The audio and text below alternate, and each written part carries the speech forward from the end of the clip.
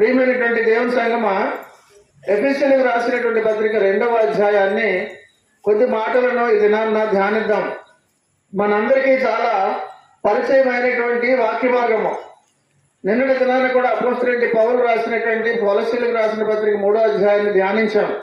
ఈనాడు ఎఫెసీయుల పత్రికలలో అపోస్తలుడైన పౌలు రాసినటువంటి చాలా ఉన్నతమైనటువంటిది, లోతైనటువంటి విశ్వాసాన్ని, అలాగే లోతైనటువంటి మర్మములతోటి అపోస్తలుడైన పౌలు రాయడం అన్నది, అలాగే ఆయన ఉపయోగించేటటువంటి టెర్మినాలజీ నిన్నటి దినాన్ని చూస్తే చంపేయండి అన్నమాట, అనగా ఈ లోక అవయవములైనటువంటి అని నాకు జాగ్రత్తము వాటి గురించి లిస్ట్ అంతా చెబుతూ చంపేయండి అన్నమాట. అలాగే ఈ దినాన్ని కూడా అటువంటి ఒక టర్మ్స్ మనం చూస్తుంటాం. అలాగే ఒక మిలిటరీ టర్మ్స్ ని వాడుతుంటాడు, అథ్లెటిక్ టర్మ్స్ ని వాడుతుంటాడు అపోస్తలుడైన పౌలు. అనగా ఆ మాటలలో చెబుతున్నటువంటి దేవుని యొక్క మాటలకి ఒక గంభీరమైనటువంటి అర్థం వచ్చేలాగా, అందరికీ కూడా అర్థమయ్యేటటువంటి విధముగా ఆయన ఉపయోగించినటువంటి ఆ యొక్క పదజాలాన్ని చూస్తే ఎవరైనా సరే విస్తుపోక తప్పదు. అంతటి చక్కటి పదజాలాన్ని మన అపోస్తలుడైన పౌలు రాయడం చూస్తున్నాం. ఇక్కడ కూడా ఈ దినాన్న మనము చూసినట్లయితే ఏమిటి యొక్క భాగంలో మనకి తెలియజేస్తున్నాడు అని అంటే, నీ యొక్క ఆధ్యాత్మికమైనటువంటి పొజిషన్ లేదా ఆధ్యాత్మికమైనటువంటి నీ యొక్క స్థానము క్రీస్తులో ఎలా ఉంది, అది ఈ దినాన్న చెప్తున్నటువంటి మాట. క్రీస్తులో నీ యొక్క ఆధ్యాత్మికమైనటువంటి స్థితి ఎలాగ ఉన్నది అన్నది మనందరినీ కూడా ప్రశ్నిస్తూ రెండు రకాలుగా విధంగా వర్ణిస్తున్నటువంటి భాగాన్ని ఈ దినాన్ని మనం చూస్తాం. కాబట్టి పౌలు మొట్టమొదటిగా ఏం చెబుతున్నాడనంటే, ఈ భాగంలో దేవుడు పాపులందరి గురించి ఇన్ జనరల్ ఏమి చేశారో ఆ విషయాన్ని మొదటిగా చెబుతున్నాడు. అలాగే అన్యుల కొరకు మరి ప్రత్యేకముగా యేసుక్రీస్తు వారు ఏమి చేశారో ఆ భాగాల గురించి మరి ఎక్కువగా అన్యుల గురించి అపోస్తలుడైన పౌలు తన పత్రికలన్నింటిలో కూడా రాయడం మనము చూస్తుంటాం. అలాగే ఇక్కడ పాపములు మనకు వ్యతిరేకముగా పనిచేస్తాయి అన్నది మొదటి భాగంలో మనము చూస్తాం. మొదటి వచనం చూద్దాం ఒకసారి. 2వ అధ్యాయము, మీ అపరాధముల చేతను పాపముల చేతను మీరు చచ్చిన వారై ఉండగా ఆయన మిమ్మల్ని క్రీస్తుతో కూడా బ్రతికించనని మాట చూస్తున్నాడు. ఇక్కడ కూడా ఈ దినాన్న చచ్చిన వారై ఉండగా అంటున్నాడు. దేని చేత చచ్చిన వారై ఉన్నారు అని అంటే, మీ అపరాధముల చేత, మీ పాపముల చేత మీ స్థితి ఎలా ఉంటుందంటే, చచ్చినటువంటి స్థితిలో ఉన్నటువంటి మిమ్మల్ని క్రీస్తులోను బ్రతికించెను అన్న మాట మనకి తెలియజేస్తున్నారు. అనగా చనిపోయినటువంటి మనలను ఆయన బ్రతికించారు అన్న మాట ఈ దినాన్న ఇక్కడ మనకి తెలియజేస్తున్నాడు. అనగా ఆధ్యాత్మికముగా, అనగా చచ్చిపోయినటువంటి వాడు, ఆధ్యాత్మికంగా చనిపోయినటువంటి వాడికి ఆధ్యాత్మిక విషయాలు అర్థం కావు, అంతే కదండి. ఆధ్యాత్మికంగా చనిపోయిన వాడికి ఆధ్యాత్మిక విషయాలు చెబితే ఏమీ కూడా అర్థం కాదు. అంతేకాకుండా దేవుని సంతోష పెట్టడానికి అటువంటి వాడు ఏమీ కూడా చేయలేడు. కనుక మనం ఒకటి గమనించినట్లయితే, శారీరకంగా చనిపోయిన వాడిని చూస్తే వాడికి ఏ స్పందన కూడా ఉండదు, ఆకలి ఉండదు, చెయ్యిలా ఎత్తిలా పడేస్తే మళ్ళీ ఎలా పడిపోదు, ఏ కదలిక ఉండదు. కారణం ప్రాణం లేదు కనుక. కాబట్టి చనిపోయిన వాడికి ఏ స్పందన కూడా ఎలాగైతే ఉండదో, ఆధ్యాత్మికంగా చనిపోయినటువంటి వాడికి కూడా వాక్యం చెబుతుంటే ఏ స్పందన కూడా ఉండదు. అదే ఇక్కడ అపోస్తలుడైన పౌలు మనకి తెలియజేస్తున్నాడు. కాబట్టి చనిపోయినటువంటి శవానికి దాహం ఎలాగైతే ఉండదు, ఆకలి ఉండదు, ఏ సంభాషణ కూడా వినదు ఆ యొక్క శవం, అలాగే నీలో ఉన్నటువంటి రక్షింపబడనటువంటి వ్యక్తి కూడా అలాగే ఉంటున్నాడు అని గమనించాలి. అనగా రక్షింపబడనటువంటి నీలో ఉన్నటువంటి వ్యక్తికి ఆ యొక్క చనిపోయిన వాడితో పోలుస్తున్నాడు ఇక్కడ అపోస్తలుడైన పౌలు. కాబట్టి ప్రియమైనటువంటి దేవుని సంగమా, రక్షింపబడని నీలో ఉన్నటువంటి మనిషి యొక్క ఏ అవయవులు కూడా పనిచేయవు. మరి ఆ అవయవాలు పనిచేయాలని అంటే ఏమిటి కావాలి అని అంటే జీవం కావాలి. ఏంటి కావాలండి? జీవం కావాలి. అనగా యేసుక్రీస్తు అనగా దేవుడే ఆ జీవం ఇస్తే తప్ప నీలో చనిపోయినటువంటి రక్షింపబడనటువంటి ఆధ్యాత్మికంగా చచ్చిపోయినటువంటి వ్యక్తి బ్రతకాలని అంటే దేవుడే నీ లోపల ఉన్నటువంటి వ్యక్తికి జీవం ఇవ్వాలి. అయితే అసలు నీలో ఉన్నటువంటి ఆ యొక్క ఇన్నర్ మ్యాన్, నీలో ఉన్నటువంటి ఆ యొక్క ఆధ్యాత్మికమైనటువంటి మనిషి చచ్చిపోవడానికి గల కారణం ఏంటి? పాపం. పాపం వలనే నీలో ఉన్నటువంటి ఆధ్యాత్మికమైన మనిషి చచ్చిపోయేటటువంటి పరిస్థితి ఏర్పడుతుంది. అదే మనం చెప్తున్నాం, మీ అపరాధముల చేతను మీ పాపముల చేతను మీరు చచ్చిన వారై ఉండగా ఆయన మిమ్మల్ని క్రీస్తు కూడా బ్రతికించిన కనుక చచ్చిన వారే అనగా పచ్చిగా ఉన్నట్టు అనిపించిన మాటలు బాగా అర్థం అవడానికి, ఆ మాటలలో ప్రభావం రావడానికి, ఆ యొక్క మాటలలో పంచి రావడానికి అపోస్తలుడైన పౌలు ఉపయోగిస్తున్నటువంటి పదజాలము చచ్చిన వారై ఉండగా అంటున్నాడు. అంటే మనకు ఇంకొక మాట వెంటనే గుర్తు రావాలి, పాపము వలన వచ్చే జీతము మరణము. కనుక పాపము వలన ఏమవుతుంది అంటే బ్రతికే ఉన్నాను కదండి చచ్చిపోయాను అంటారు ఏంటంటే నువ్వు పైకి బాగానే ఉన్నావు, నీ లోపల ఉన్నటువంటి ఆధ్యాత్మికమైనటువంటి వ్యక్తి చనిపోయాడు. కారణం ఏంటంటే నీలో పాపం ఉండటం వలన గమనించాలి. అసలు మరణము అంటే అర్థం ఏమిటంటే సెపరేషన్, వేరైపోట. మరణం అంటే ఏదో కాదు, వేరైపోట అనగా నీ యొక్క శరీరంలో నుంచి ఆత్మ వేరైపోట. మరణం అయితే ఒకటైతే, రెండోది దేవుని నుంచి వేరైపోట. ఆధ్యాత్మికంగా స్పిరిచువల్ సెపరేషన్, ఆధ్యాత్మికంగా వేరైపోవడం అన్నది ఇంకా భయంకరమైనటువంటిది. ఇది మరణం అంటే అర్థం. కనుక యాకోబు పత్రికలో మనం చూస్తాం 2వ అధ్యాయంలో 26వ వచనంలో ఒక మాట చూద్దామా? ప్రాణము లేని శరీరం ఎలాగో మృతమో అలాగే క్రియలు లేని విశ్వాసము.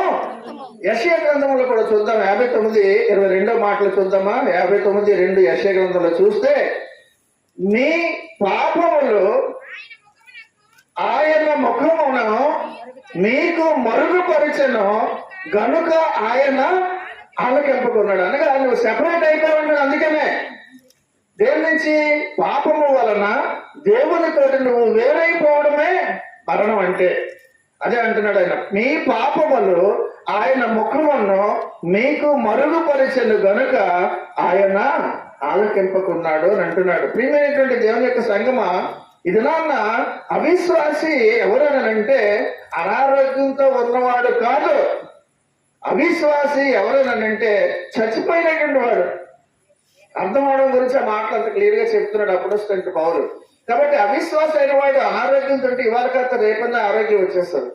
కానీ అవిశ్వాసిని దేనితో పోలుస్తున్నాడు అంటే చచ్చిన వానితో పోలుస్తున్నాడు.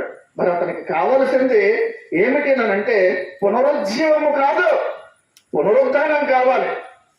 కాబట్టి విశ్వాసం లేని వాడికి కావాల్సింది ఏంటంటే he does not need resuscitation, he needs resurrection. అనగా అటువంటి వాడికి కావాల్సింది పునరుజ్జీవం కాదు, పునరుద్ధానం కావాలని అని అంటున్నాడు. కనుక ప్రియమైనటువంటి దేవుని సంగమా, నశించిపోయినటువంటి ప్రతి విశ్వాసి కూడా చనిపోయినటువంటి వారితో సమానము అని మనకి అపోస్తలుడైన పౌలు వివరంగా తెలియజేస్తున్నాడు. కనుక ఇక్కడ మనం చెబుతున్నటువంటి మరొక మాట ఏమిటనంటే నశించిపోయినటువంటి వారితో నిండిపోయినటువంటి ఈ ప్రపంచం అంతా కూడా ఒక పెద్ద సమాధుల దొడ్డి లేదా ఒక పెద్ద శ్మశానం కింద లెక్క. అటువంటి దానితో పోలుస్తున్నాడు. అవిశ్వాసుల యొక్క గుంపు సమూహాన్ని అంతటినీ కూడా కలిపి ఒక పెద్ద శ్మశానంతో పోలుస్తున్నాడు. అక్కడికి ఎవరు వెళ్ళరు, అక్కడ ఏ జీవమో కూడా ఉండదు, ప్రేతలు ఉండేటటువంటి ప్రదేశము. కనుక ఇది నాన్న తిమోతి రాసినట్టు మొదటి పత్రిక 5వ అధ్యాయం 6వ వచనంలో కూడా ఒక మాట చూస్తాం. మొదటి తిమోతి రాసిన మొదటి పత్రిక 5:6లో సుఖభోగములయందు ప్రవర్తించినది బ్రతికిచుండి. చాలండి, అటువంటి మాటలో నేను ఎక్స్ప్లెయిన్ చేయని టైం లేదు కాబట్టి దాంట్లో మనకు అర్థమైపోతుంది. సుఖభోగములయందు ప్రవర్తించున్నది బ్రతుకుచుండి చచ్చినదై ఉండున్నాను అంటున్నాడు. కనుక ఎఫెసీ 2:3 కూడా మనం చూస్తే మీరు ఏంటి వాటిని చేయొచ్చు మీద చెప్పినటువంటి కూడా మీరు వాటిని చేయొచ్చు వాయుమండల సంబంధమైన అధిపతిని అనగా అవిధేయులైన వారిని ఇప్పుడు ప్రేరేపించే శక్తికి అధిపతిని అనుసరించి ఈ ప్రపంచ ధర్మము చొప్పున మునుపు నడుచుకుంటున్న మాట ఇక్కడ మనకి తెలియజేస్తున్నారు. అనగా ఇది పైన చెప్పినటువంటివన్నీ కూడా ఒక మనిషి చేస్తున్నాడనంటే అతడి యొక్క ఆధ్యాత్మికమైనటువంటి మరణము ప్రారంభ దశలో ఉంది అని అర్థం.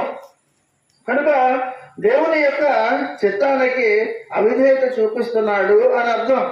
కనుక ప్రియమైనటువంటి దేవుని సంగమా, మనము గమనించినట్లయితే దేవుడు చెప్పినటువంటి ఒక మాట, సాతాను చెప్పినటువంటి ఒక మాట, రెండు ఒకేసారి చూద్దాం. ఒకసారి ఆదికాండం 2:17 మనం దేవుడు చెప్పిన మాట ఏంటో ఒకసారి చూద్దామా. అయితే మంచి చెడ్డల తెలివినిచ్చు వృక్ష ఫలములను తినకూడదు, నీవు వాటిని తిను దినమున నిశ్చయముగా చచ్చదవని చాలా నరునికి ఆజ్ఞ. ఇది ఎవరు చెప్పారు? దేవుడు చెప్పారు. కానీ సాతాను చెప్పినటువంటి మాట 3:4 ఆదికాండంలో ఏమని సాతాను అంటున్నాడు? అందుకు సర్పము దగ్గర చదవండి. అందుకు సర్పము మీరు చావనే చావరు. చాలండి. కనుక మొదటి మాట దేవుడు చెప్పారు, నువ్వు నిశ్చయముగా సస్తావు తినదినమున అని. రెండో మాట సాతాను అన్నాడు, ఏమనంటే మీరు చావనే చావరని. కానీ ఎవరు మాట విన్నారు? సాతాను మాట విన్నారు. మీరు చావనే చావరని అంటే నిజమే కదా, చావనే చావరని ఆ మాట నమ్మారు. కానీ దేవుడు చెప్పినటువంటి మాట నిశ్చయముగా సస్తారన్న మాటకి నమ్మలేదు, భయపడలేదు. కనుక ఈ అబద్ధాన్ని, అంటే సాతాను చెప్పింది ఏంటి? అబద్ధం. ఈ అబద్ధాన్ని అనగా సాతాను చెప్పినటువంటి అబద్ధాన్ని ఆదాము అవ్వ మొట్టమొదటిసారి వాళ్ళు నమ్మారు. నమ్మి పాపము చేశారు. కనుక వారికి ఇమ్మీడియట్ గా జరిగినటువంటి రెండు ఏంటనంటే, మొట్టమొదట ఇమ్మీడియట్ గా ఆధ్యాత్మికంగా చనిపోయారు. రెండవది వారు అల్టిమేట్ గా కొన్ని దినాలు సంవత్సరాలు అయిన తర్వాత చనిపోయారు.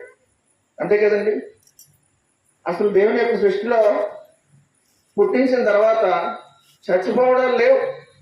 ఆదాముని వాళ్ళని కూడా పుట్టించింది చంపడానికి కాదు, చక్కగా నిరంతరము కూడా ఆయనతో ఉండాలని. కానీ చెబుతూ కండిషన్ చెప్పారు, మీరు నాతో పాటు ఉంటారు, మీరు కానీ తినకండి, తినదినాన్న నిశ్చయముగా చస్తారు అని చెప్పినప్పుడు ఆ మాట నమ్మలేదు.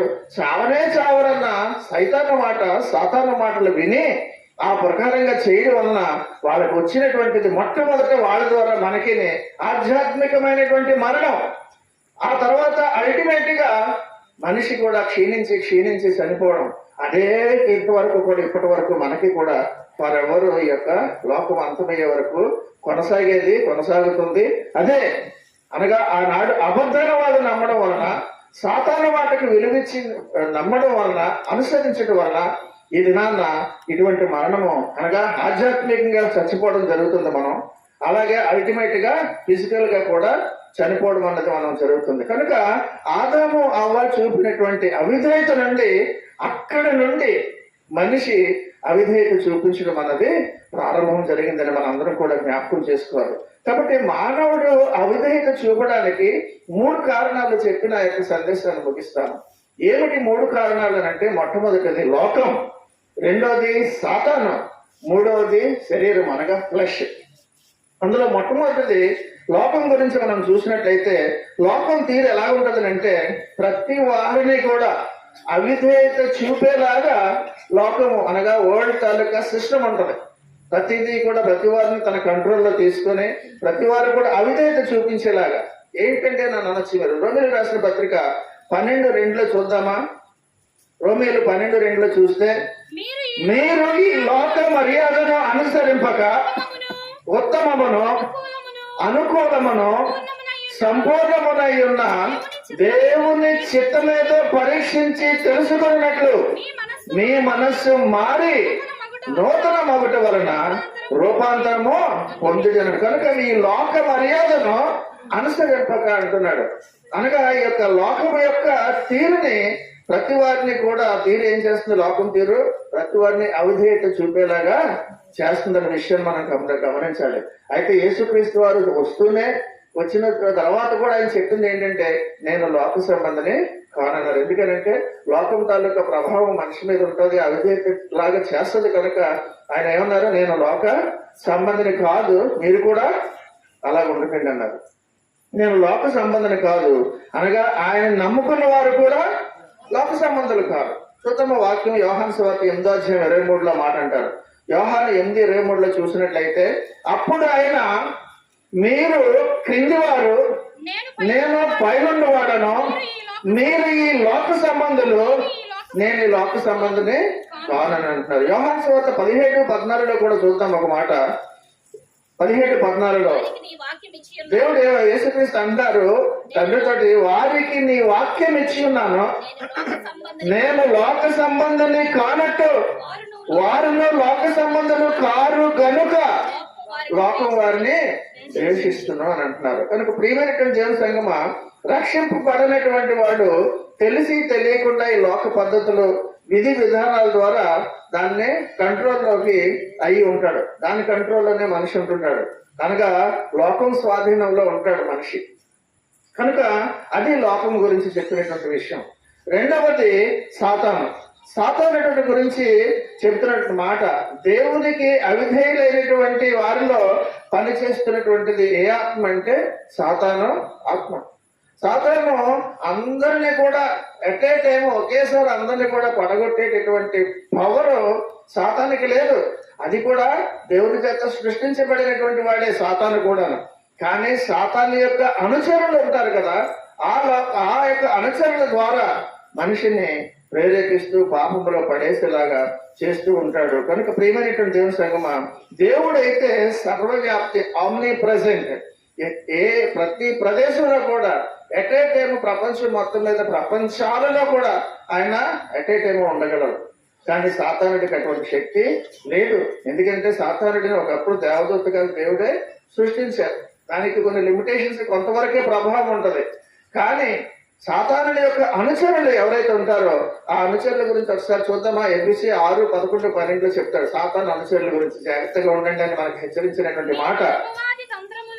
మీరు అపవాది తంత్రములను ఎదిరించుటకు శక్తిమంతులగునట్లు దేవుడిచ్చు సర్వాంగ కవచమును ధరించుకొనిడి.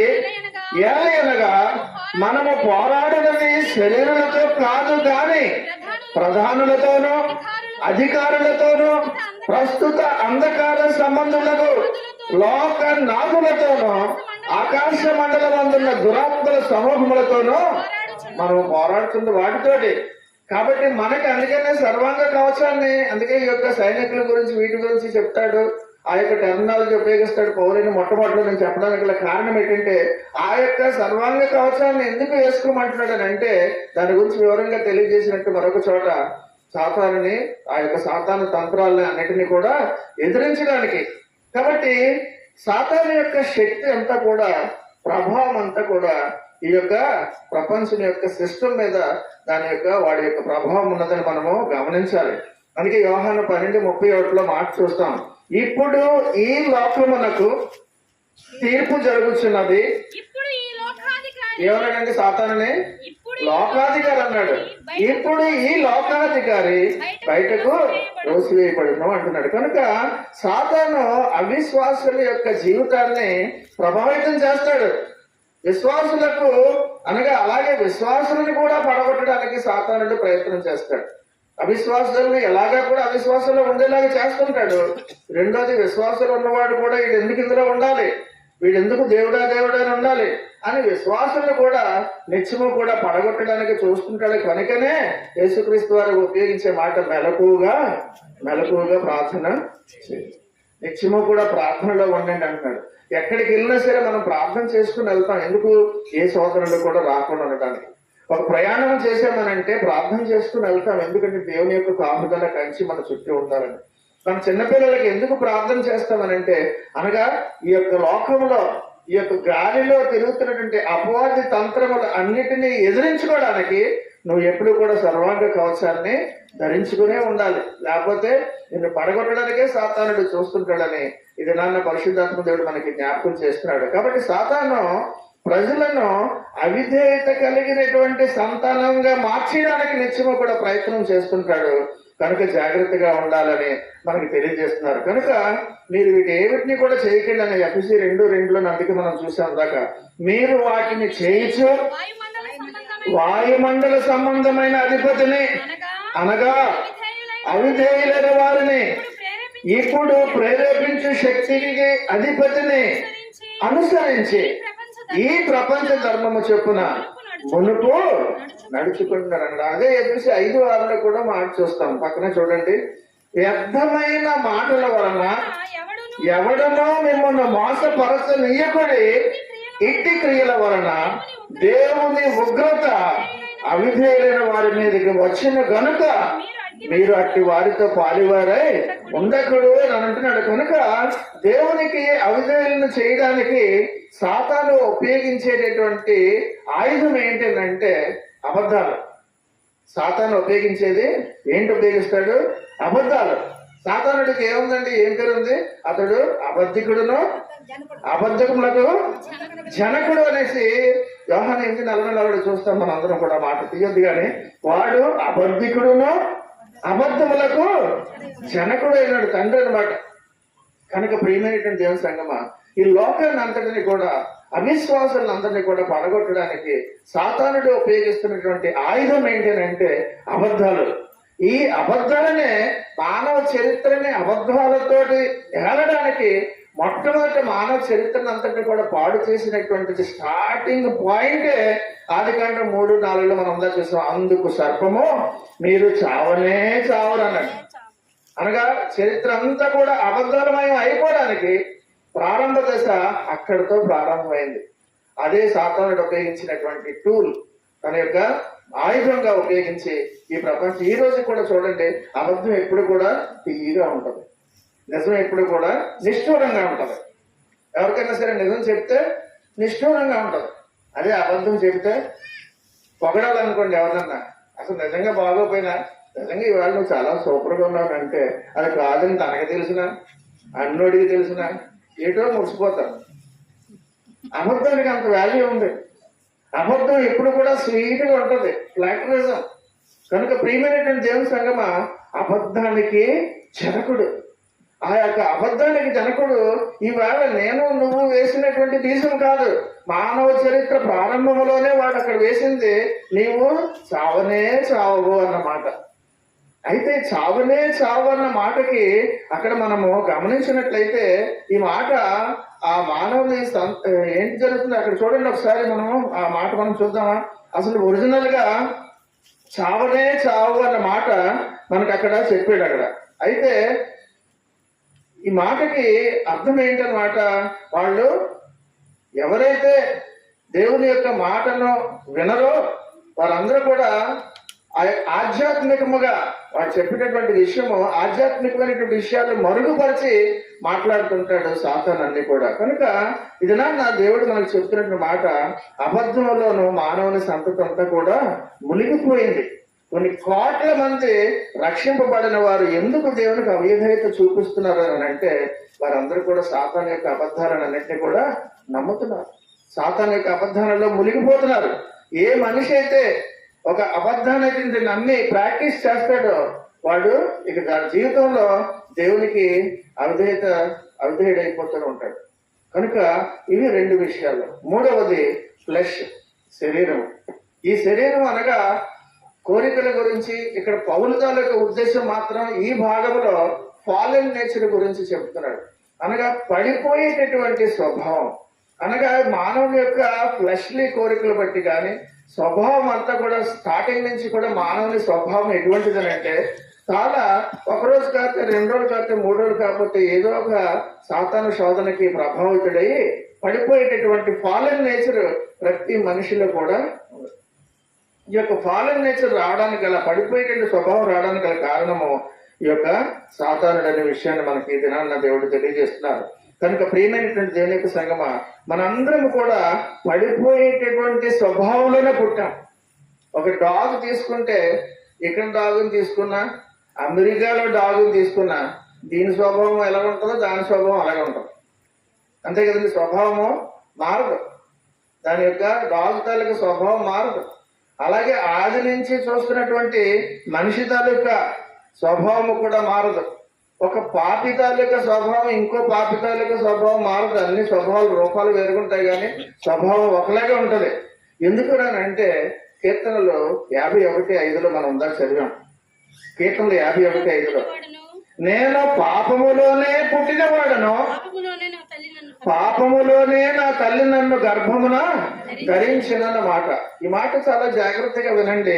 నేను పాపములోనే పుట్టినవాడను, పాపములోనే నా తల్లి నన్ను గర్భము ధరించింది. అంటే అర్థం ఏంటంటే స్త్రీ దేవుని యొక్క కృప వలన దేవుని యొక్క కుమార్తె అయినప్పటికీ కూడా ఆమె స్వభావ సిద్ధంగా అవ్వ సంతానము కనుక, అనగా అవ్వ కుమార్తె అనగా డాటర్ ఆఫ్ ఈవ్. అందరూ కూడా స్త్రీలందరూ కూడా అవ్వ ఆ పాపము చేసింది కనుక ఆ పాప స్వభావం నుంచే వచ్చినటువంటి స్త్రీల నుంచి పుట్టినవారు కనుక నేను పాపములోనే నా తల్లి నన్ను గర్భం ధరించిందని కానీ ఇంకొక ఆలోచన రాకూడదు. కనుక ప్రియమైనటువంటి దేవుని సంగమా, ఇక్కడ ఈ యొక్క మాట ఆధ్యాత్మికంగా మనం ఆలోచిస్తే నేను పాపములోనే పుట్టిన వాడను, పాపములోనే నా తల్లి నన్ను గర్భము ధరించిందంటే అవ్వ చేసినటువంటి పాపపు స్వభావం అలాగ స్త్రీలందరిలో నుంచి వచ్చి ఆ యొక్క పాపంలో నుంచే నా తల్లి నన్ను కన్నది అని అంటున్నారు. అర్థమైంది అనుకుంటా మీ అందరికీ. కనుక ప్రియమైనటువంటి దేవుని సంగమా, ఈ యొక్క ఇటువంటి పరిస్థితుల్లో మనందరం కూడా గమనించవలసింది ఏమిటంటే పుట్టుకతోనే పాపముతో శరీరములో పాపము యొక్క బీజములు, పాపము యొక్క విత్తనాలు, ఆత్మలో డాగు మచ్చ, వీటన్నిటితో కూడా మనందరం కూడా పుట్టడానికి రావడానికి గల కారణం ఒరిజినల్ సిన్, మొట్టమొదట ప్రవేశించినటువంటి పాపం. మరి దీనికి విరుగుడు ఏంటి అన్నది ఆఖరిగా చెప్పి నేను ముగిస్తాను. చూడండి 58 కీర్తన 3వ వచనంలో కూడా మరొక మాట ఉంటుంది. తల్లి కడుపున పుట్టినది మొదలుకొని భక్తిహీనులు విపరీత బుద్ధి కలిగి ఉందరు, పుట్టిన తోడనే అబద్ధములు ఆడుచు తప్పిపోవదురు. ఇప్పుడు దీన్ని బట్టి అందరూ రిలాక్స్ అయిపోమని కాదు, అమ్మయ్య నేను అబద్ధం ఆడుతున్నానంటే నా తాను తప్పు కాదండి, నా పితరుల దగ్గర నుంచి అండి, మా అమ్మది కాదు, మా అమ్మ దగ్గర మా అమ్మ అలాగే వెళ్ళకండి. ప్రియమైనటువంటి దేవుని సంగమా, ఎవరో పక్కోళ్ళ మీద నష్టం వేసేయడం నీకు చూసుకోవద్దు. నీవు కరెక్ట్ గా ఉంటే, ఆధ్యాత్మికంగా ఉంటే, ప్రార్థనాపూర్వకంగా ఉంటే, ఎక్కడి నుంచో వచ్చినటువంటి పాప యొక్క స్వభావము, పాత స్వభావం, నీలో ఉన్నటువంటి పాపం తాలూకా ప్రభావము నీలో ఉండకుండా ఉండాలన్న ఆలోచన నీకు ఉంటే నువ్వు ప్రార్థనలో మోకాళ్ళతో ప్రార్థన చేయాలి, నువ్వు కన్నీటితో ప్రార్థన చేయాలి. నీ పాపములు ఒప్పుకోవాలి. దేవా, నా పితరుల దగ్గర నుంచి ఒకవేళ ఆ యొక్క వంశపారంపర్యంగా నా పాప స్వభావం అవ్వ దగ్గర నుంచో నా స్త్రీ దగ్గర నుంచో వచ్చిందేమో ఒకవేళ, కానీ అది కట్టేటటువంటి అవకాశము కేవలం నేను ప్రార్థన చేసినప్పుడే, నా పాపములు ఒప్పుకున్నప్పుడే, వ్యక్తిగతంగా నువ్వు నన్ను కాపాడుదేవా అని ప్రార్థన చేసినప్పుడు నీ యొక్క వ్యక్తిగతమైనటువంటి జీవితము నూతనమైనటువంటి సృష్టి అప్పుడే నీలో వస్తుంది. కాక క్రీస్తునందు ఉన్నవారు నూతన సృష్టి అంటున్నాడు. కనుక నువ్వు క్రీస్తునందు ఉంటే నువ్వు నూతన సృష్టి అవుతావు. మొట్టమొదటి చెప్పినట్టుగా క్రీస్తునందు నీ యొక్క పొజిషన్, నీ యొక్క ఆధ్యాత్మికమైనటువంటి ఆ యొక్క పొజిషన్ ఏంటని చెప్పి మొట్టమొదటి ప్రారంభించాము. చివరిగా ముగించేటప్పుడు మనం ప్రార్థనా పూర్వకంగా ఉంటే, ఆధ్యాత్మికంగా ఉంటే, ఈ యొక్క మోకాళ్ళు పెట్టుబడితో నిత్యము కూడా ప్రార్థనలో ఉంటే, నిన్ను ఎక్కడి నుంచో వెంటాడుతూ వస్తున్నటువంటి ఏ యొక్క పాపము కూడా నిన్ను ఎప్పటికీ ఏలదు. కనుక ప్రియమైనటువంటి దేవుని సంగమా, ఇది వ్యక్తిగతమైనటువంటి ఎవరికి వారు వారి యొక్క ఆధ్యాత్మికమైనటువంటి జీవితాన్ని చక్కదిద్దుకొని సరిదిద్దుకోవాల్సినటువంటి పరిస్థితి కేవలము వాక్యానుసారముగా ప్రార్థనా పరంగా ఉండడం ఒకటే మార్గము. కనుక ఇది నాన్న ఈ యొక్క మాటల ద్వారా మనందరం కూడా ప్రేరేపించబడాలి. నిన్న చెప్పాను, మళ్ళీ ఇది నాన్న కూడా చెప్తున్నాను. ఇంతవరకు కూడా ఒకవేళ వయస్సు పడినటువంటి వారైనా బాప్తిసం తీసుకోకుండా ఉంటే, దేవుని యొక్క మాటలకు ప్రేరేపించబడితే, యవనస్తులు అందరూ కూడా రాబోయేటటువంటి జ్యేష్ఠ దినాన్న అందరూ కూడా బాప్తిసం తీసుకున్నటువంటి వారు బాప్తిసం తీసుకోవడానికి, ఆ తర్వాత ప్రభుత్వంలో చేయవేయడానికి, అర్హత పొందడానికి మీరందరూ ప్రేరేపించబడాలని ప్రార్థనాపూర్వకంగా ఈ యొక్క 40 దినాల్లో కూడా ఇంకా అనుదినము కూడా మీరు బలపడాలని కోరుతూ నా మాటలు ముగిస్తున్నాను. దేవుడి మాటలు మన ఇంట్లో దీవించిన గాక.